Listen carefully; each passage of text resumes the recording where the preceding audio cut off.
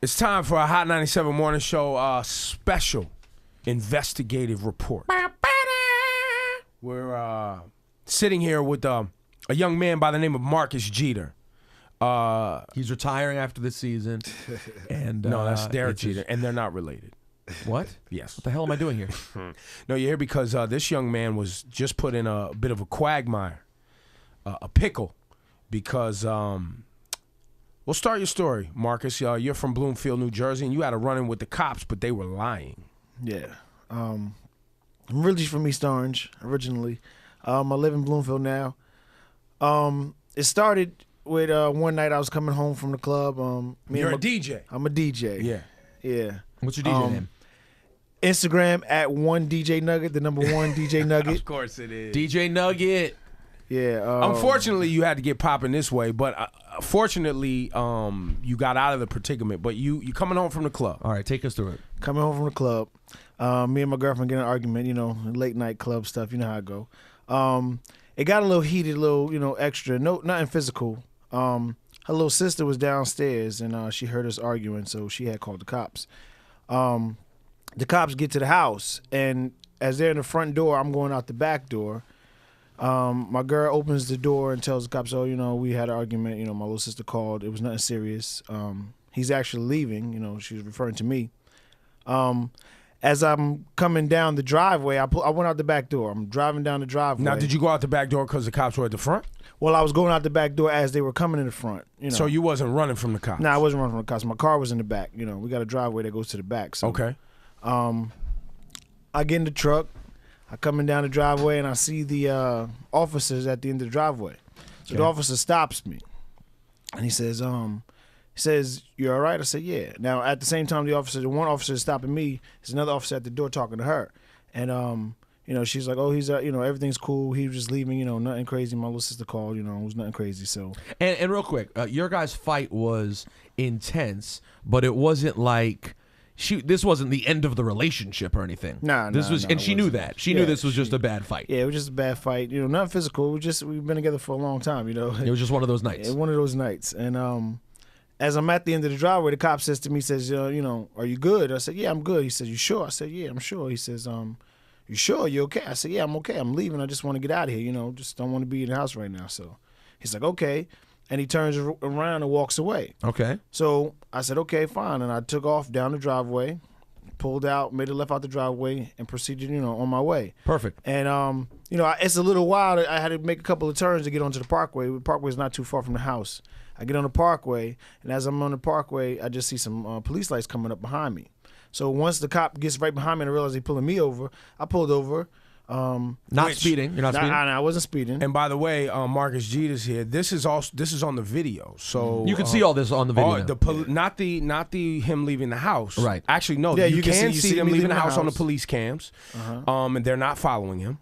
And then you see them pulling him over on the parkway. Okay, so they pull you over.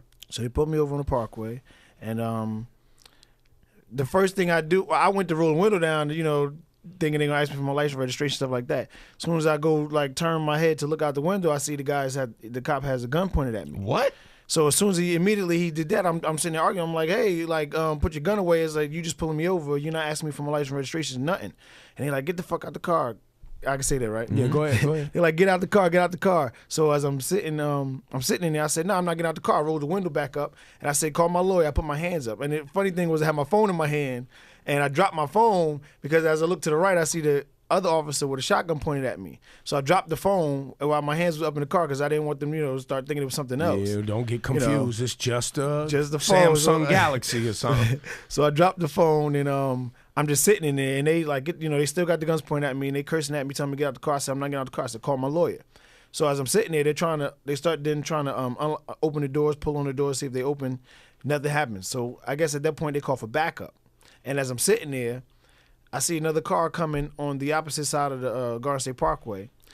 The car cuts across the divider into oncoming traffic. You see this on the camera too. And his car's coming. He cuts across the cars, and as he's coming towards me, I'm just sitting there like he's about to hit me. He's about to hit me, and I'm kind of bracing for the impact, and he just rams in front of the car. So this other cop cut across the freeway and rams his car while he's sitting there while with his hands in the air. I was parked. I was sitting there. The two officers were standing outside the car. So damn, isn't that almost dangerous for the officers? It was dangerous for the officers too. So this guy psycho rolls up, smashes into your car, smashes into the car, and as he smashes into the car, the officer that was standing on my left just bust the window, and then they all come around, and then as they bust the window, and all glass just flew in my face, So I'm like, and then he was trying to open the door, but the door was locked, so he reached inside, and as he reached inside, he unlocked the door. Once he unlocked the door, they opened the door, and as soon as he opened the door, one of them just punched me in my face. So now I'm in the car, he hits me. And your hands are still up. My hands was up the whole time. He hits me like this, and I go, ah. And as soon as they did it, they tried to pull me out, and they realized my seatbelt was on. So then he reaches in, and he's reaching over me, trying to undo my seatbelt. And as he's doing that, he's elbowing me in my jaw. And he's like, stop trying to take my gun. Stop resisting arrest. Stop trying to take my gun. And it sounds so meditated, like. Oh, it sounds fake, him even saying it. It was like they practiced this just in case, what I mean? But now on the video, you can see through the window of Marcus Jeter's car, from the police dashboard cam, from the car that rammed him. That rammed into me. His hands in the air, the cop leaning over him not doing anything, and the cop screaming, stop resisting arrest, stop going for my gun. So you're watching this whole thing play out. Wow. So as once he got the seatbelt off, they snatched me out the car and they slammed me on the ground, and they put my head down on the concrete, and they was holding me down, and then my face was all in the glass and stuff on the ground.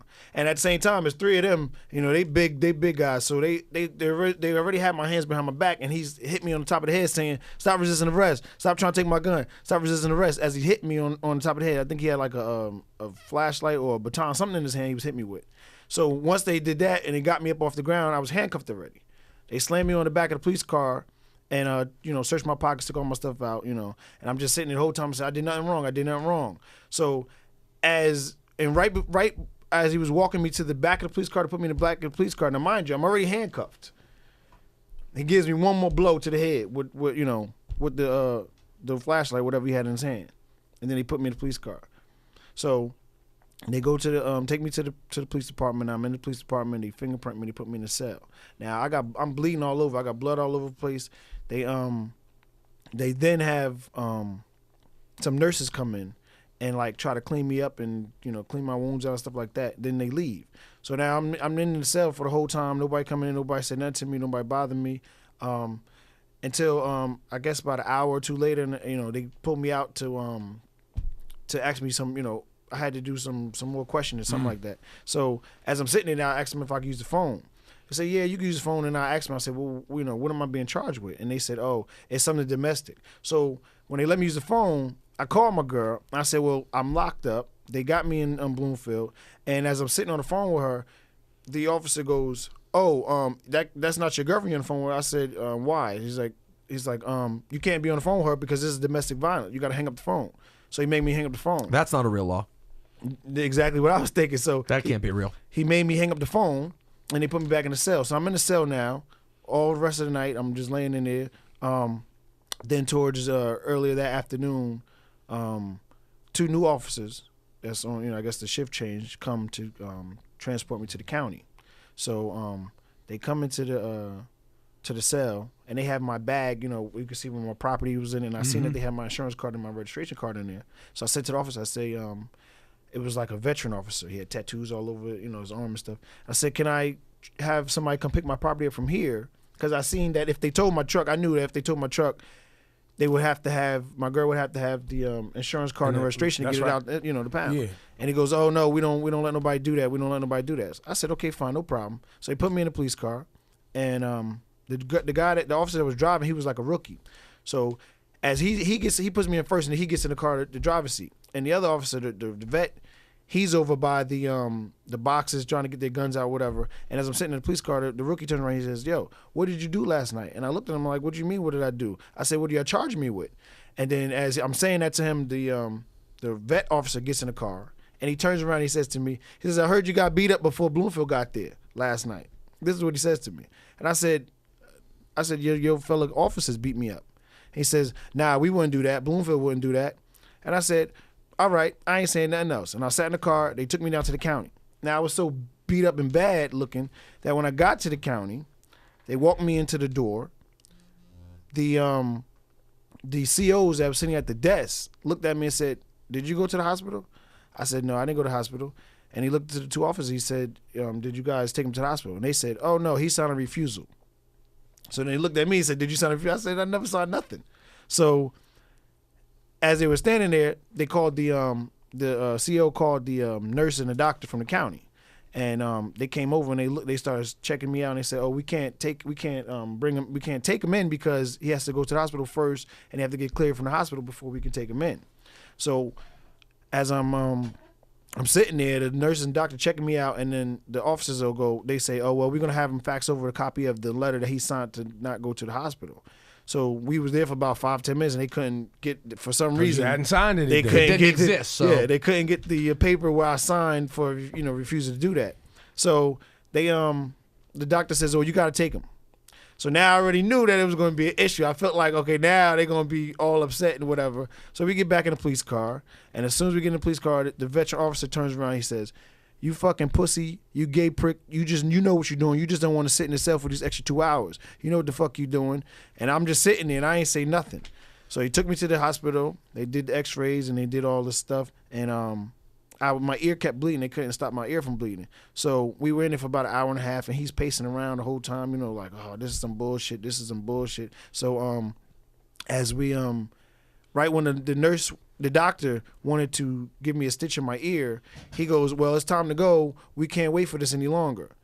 So she's like, "Well, he needs a stitch. It keeps bleeding." And he says, "Well, is there anything else you can do?" So she says, "Okay, we can give you a liquid stitch in his ear, and once it heals, it'll fall off, So that's what she did, and they rushed me back to the county, dropped me off, and that was it. And I was down there for about 2.5, 3 days. They charged me with eluding. They charged me with resisting arrest, assault on officer, trying to disarm an officer. Whoa. Yeah. You were busy that night. I was busy. Going ham. You were going ham. The reason we're doing this special report is because now evidence has surfaced from the dashboard cams.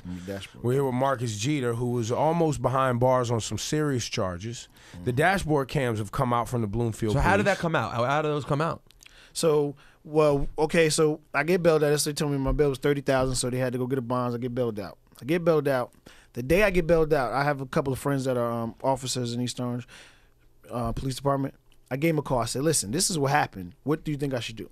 So one of my good friends, he said, "Listen, this is what you have to do." He says, "Call the Essex County Internal Affairs Division. Tell them your story." He said, "They're going to tell you have to call the municipality that it happened at also, but tell them your story first. And then when they tell you to call the municipality, then you call them, you tell them the story also." So that's the first thing I did. So I called down to Essex County. I told them the story. They said, "Okay, cool. We took a note of your story. Now you have to call Bloomfield and report the story in their internal affairs because that's what happened." So I did that too. I called internal affairs. The guy sat over the phone and I told him the whole story, and he was typing and writing at the same time. And it was things that I was saying to him that he was like, it was almost like he already knew the story, but he didn't know some of the things I was saying as far as the cop car coming across the divider hitting me. It was like, oh, it was a shock to him, like he didn't know that happened. So I told all of this. So he said, "Okay, we're going to do an investigation, and we'll let you know what happens after that." So the next day I go get a lawyer. And I told my lawyer the story, and nobody believed me. It was just a crazy story. No, the story is insane. It's insane. It was just like, all of this was happening and nobody was believing me. So we got a letter about a week later from the internal affairs. He says, "Okay, we're doing an investigation. We'll let you know how the investigation goes." Fine, no problem. We go to court the first time. Lawyer asks for discovery. They give us some discovery, not all of it. They give me a new date to go to court the following month. That following time we go, after we had the discovery we had, we still didn't have some of the evidence. So we had to go, ask them again, the prosecutor, we need more discovery. We need to know, some of the police reports, some of that. Like, so it was who, some stuff that was who still asked missing. for the dashboard cameras? Because that was this was the kicker. The kicker was right almost a month later, we get another letter from Internal Affairs. Internal Affairs from Bloomfield. They say, the lieutenant investigating the case, he says, "Oh, we found no wrongdoing in the Bloomfield Police Department. All the officers were justified in what they did, blah, blah, blah. No wrongdoing." Okay, fine. Investigation is over. That's what they said. No more. I say about a year into the case, we had the one tape, the tape from behind the car.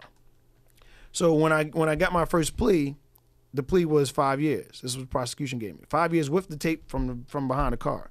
So they were saying that the officers were justified in doing what they were doing because I was trying to take his gun and I assaulted the officer while I was inside the car. And because that cop car was from behind, you couldn't see that your hands were up and all this other thing.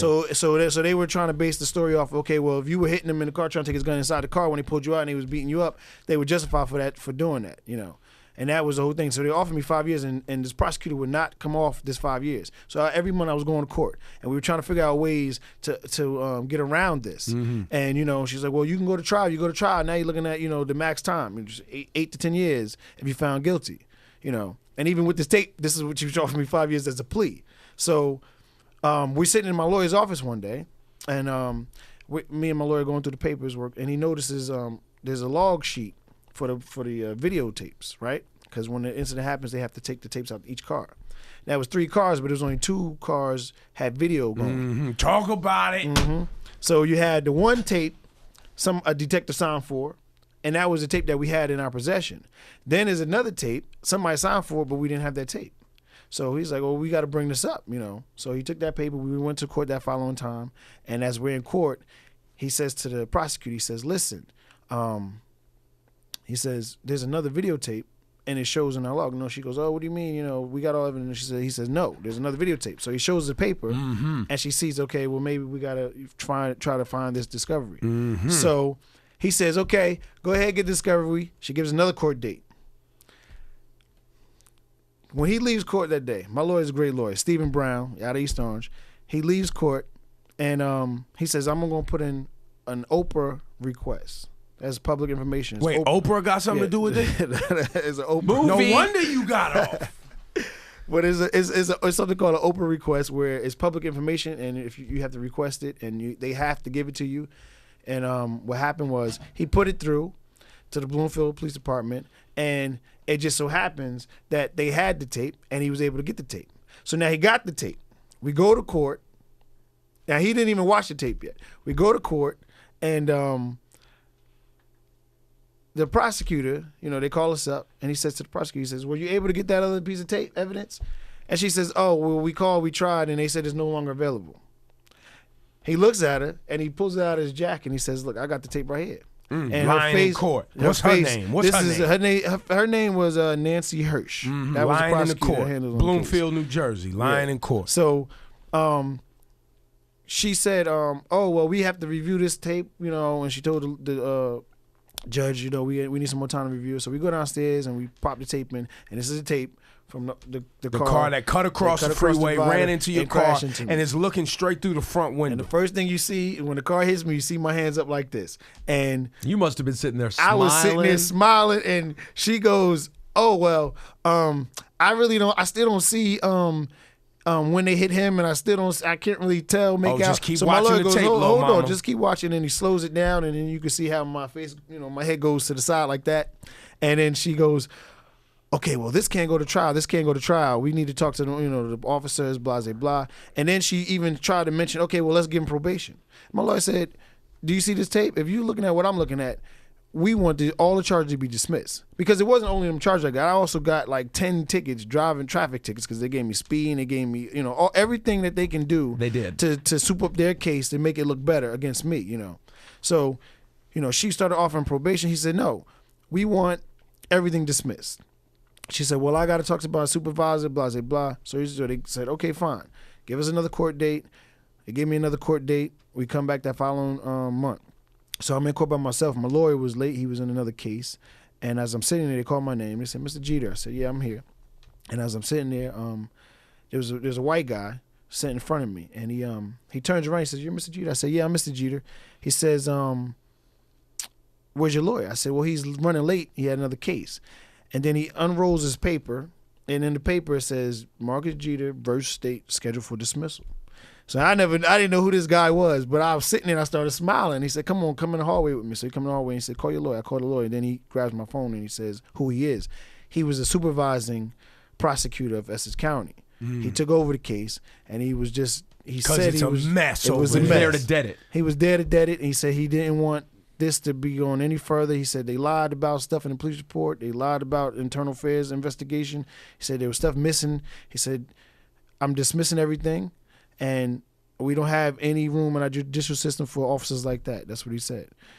So. And now, what's up with those? Now, two of those officers have been charged, and indicted.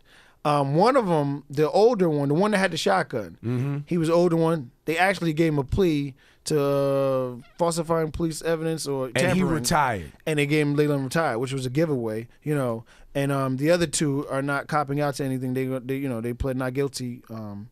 They charged him with tampering. The one guy. Now, who was the one that was hitting you? The Spanish one or the white one? That was a Spanish one. Yeah. That was Orlando. He looked like Trinidad. a black man, or a young Orlando Trinidad trying to make the white cops happy. Yeah. Beating up on black people, trying to get in good with the boys in blue. Yeah. So they're being charged right now. They're indicted. So And are they gonna do prison time or what's happening here? You don't know. Right You're now, just happy to be a free man. I'm happy to be a free man because and I get a lot of questions. I get a lot of, well, how do you feel since I've been doing the interviews? How do you feel about the officers being indicted and blah blah blah? And in a way, I feel like okay, we got a little justice, but I'm still iffy about the legal system because the prosecutor sat right there and act like she put in 100% to to see if I was really innocent or not. It's more like they look at your background and then they go, What's your background? You ever been in? I had an incident. I was on PTI about 10 years ago. Okay. I was young.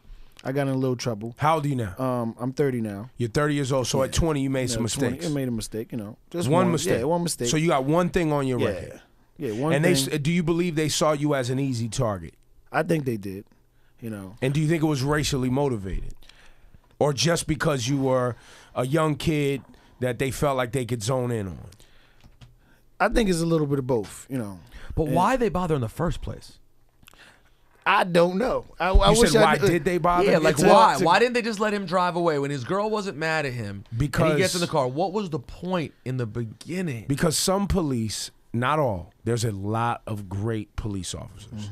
Some police and some police, I guess jurisdictions or whatever, precincts, like to set a tone.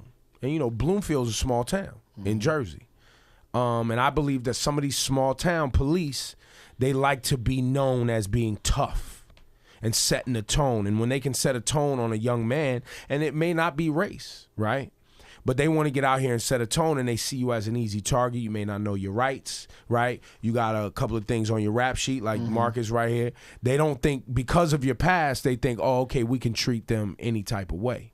Fortunately for you, they was about to do that, but because of the dashboard cams, which they're required to have on cars, that's what exonerated you. In your mind, when they're first standing there pointing their guns, does it pop into your head that you've seen what's happened to other innocent black men in this situation before? Yeah, that was the first thing that popped in my mind. Like you could die. It's not like you just can think this is a mistake. They're gonna figure it out. You had to be like, no, this could really go. This could really go wrong. Like it was the Sean Bells and the Amadous and the Rodney Kings. That this is all the stuff that you watch growing up and you hear these stories and until you're actually in that situation, it's like wow. And more importantly, it was almost like they were setting up the stage so that if they did have to shoot, they were justified. You know what I mean? Because my hands were up. He clearly knew my hands were up, and he goes, "Stop trying to grab my gun."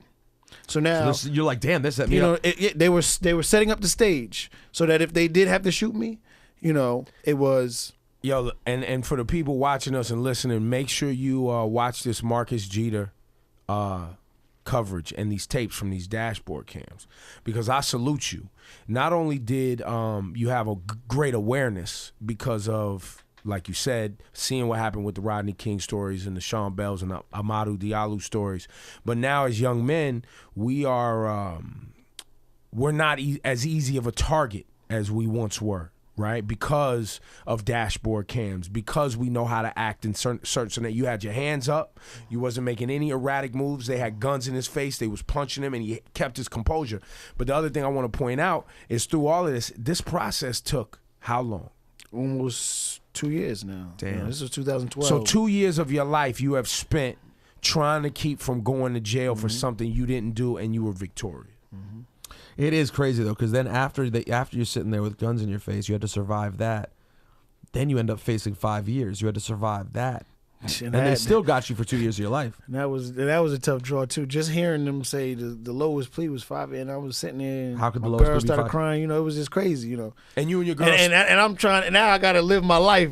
You know, for the rest of these months going by, like I might really be doing 5 years. You know, and it's crazy. You know, I mean, and that was the lighter part of it, because like I said, I could have been dead. You know, I could have been those one incidents where I got the bad end of the stick. You know. What's your There's a lot of young men who go through this all the time, right? A lot of guys. What is your advice? You got to keep calm. You got to keep your hands up like I did. You know, I mean, the funny thing is, naturally now as black men, you are naturally taught to put your hands right up. You know, as soon as something goes on, hey, I don't, you try not to put yourself in situations where you don't have to be.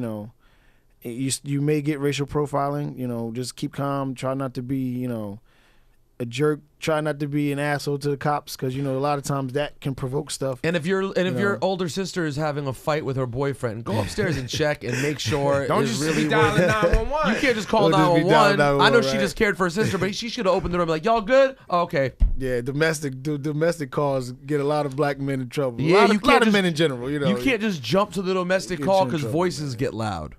It has. And on that, are you and your girl still together? We're still together. Man, I better lock that down. Yeah. You gonna marry her? Yeah, we're gonna get married soon. Good for you, man. And y'all ain't been in no fights, right? Nah, we ain't been. Y'all stopped that fighting. Yeah, of course, you got to. I told him I'm not going to jail. It's not happening. His name is Marcus Jeter, man. I just wanted you to be able to share your story, because it's we always hear about us dying. And being blamed for things, and we're always like, nah, but we know these cops is out here doing dirty. And I remember being a young man, and police brutality, where I'm from in Northern California, happened to black men a lot. And it was NWA, they used to put out the records about fuck the police and police brutality, and this was the late 80s. And it wasn't until that Rodney King incident where we was able to be like, see? We told you all along. And then come to find out that Rodney King at the time was drunk, and there were some other things, but he didn't deserve to be beaten like that. Yeah. So we often hear about these cases, and it's very rare that we actually, someone like yourself who got beat up but didn't get killed or didn't, you know what I mean? Like, it wasn't that, like the Diallo cases and other things where things got, and Sean Bell, where things, they weren't here to talk to us about it. And I just wanted to bring you up and give you a moment. Thank you, man. You know what I mean? And respect you. And you better have some parties, because y'all know this kid Marcus G is a DJ. That's how I found him. He was on the news, and he was smart. This guy's smart. He had a sweatshirt on, a hoodie on with his Twitter name, which is what? Hey, my Instagram is @1DJNugget, the number 1 DJ Nugget, and my Twitter is DJ Nugget 1125. So follow the kid, DJ Nugget 1125. DJ Nugget 1125 on Twitter. Pleasure, man. Thanks for coming and telling the story. Yo, man, thank you. Appreciate it, man. You got it.